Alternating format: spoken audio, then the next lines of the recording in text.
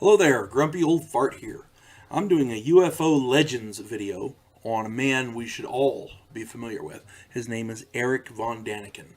Erich von Daniken is responsible for, almost single-handedly responsible, for the ancient alien craze that's going on now with ancient aliens and all that. He's almost single-handedly responsible. And the reason he did it, let me go into his background here. Erich Anton Paul von Daniken was born April 14th, 1935 in Zofingen, Zofingen, Zofingen, Aargau, Aargau. I don't know where that is. I want to say it's in Switzerland. I'm not sure.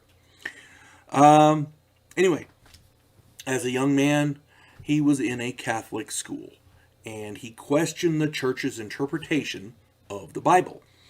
I've talked about Von Daniken in a number of other videos, especially UFO videos, things like that. When he questioned this, he, of course, was admonished. Because you're not supposed to question. Well, being the hard-headed kid that he was, he left the school and he traveled around the world, sifting through ancient texts from various different religions and visiting different historic and religious sites, megalithic sites. He theorized that alien visitors influenced man, primitive man, and that's one of the. He's not anti-God. He's theorizing that alien visitors influenced them, and so man mistook these aliens for God, and for example, Ezekiel saw the wheel. Do we know that was the wheel? I mean, we don't know. My point is, if you take away the religious context, that's a UFO sighting right there. You see what I'm saying? That's what he's theorizing. Now, I don't know how much of his stuff is true or not. I don't know, but it sure is interesting because he makes valid points. He published a number of books, including my favorite one, Chariots of the Gods, 1967. I did a movie review about that. Gods from Outer Space, 1972. Which is, I want to say it's a remake of one of his other videos from earlier. History is Wrong in 2009, and he's done many others. He's still alive, and he's still doing his thing. So you're able to catch a lot of his stuff. And you can catch some of his stuff on YouTube.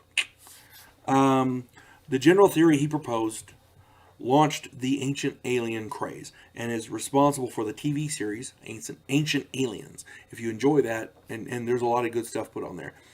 Ancient Aliens was supposed to be a little mini-series, and that was it.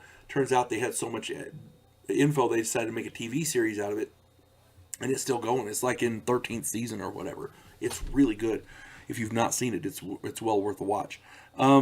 His critics, in my opinion, because people go after him, they cannot debunk his theories, so they go after his personal life.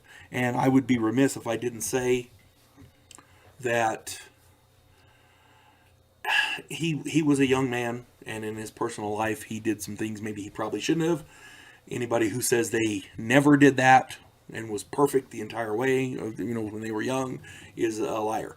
So everybody has fallen short, as it were. My point is, They cannot debunk his theories, so they attack his personal life. Okay? Now, anyone can read the texts that he bases his theories on. And if you look at it from an objective point of view, a lot of those texts, that's some UFO shit going on. I'm just saying. And in the ancient Hindu texts with the Vimanas, that's the best one. They've got a place in the Middle East where, and a number of places, where they've got a big area that's glass. And you don't get that without massive temperature. Like happened when they at the Trinity site when they detonated atomic weapons. You see what I'm saying? But this site over in the Middle East is, thousands of years old. So who had nuclear weapons back then? Just saying. His theories are not unfounded. They require an open mind. I'm not going to say they don't, and I don't believe all of them. I'm not saying that he's the prophet and we have to follow him no matter what. No, that's not what I'm saying. But his theories will make you think, and they make you examine your faith. And faith, in my opinion, has to be tested or it's not true. If you test your faith and you're okay with it, then amen. Because I'm a Christian, I believe in God. I also believe that man can make mistakes and man can be corrupted.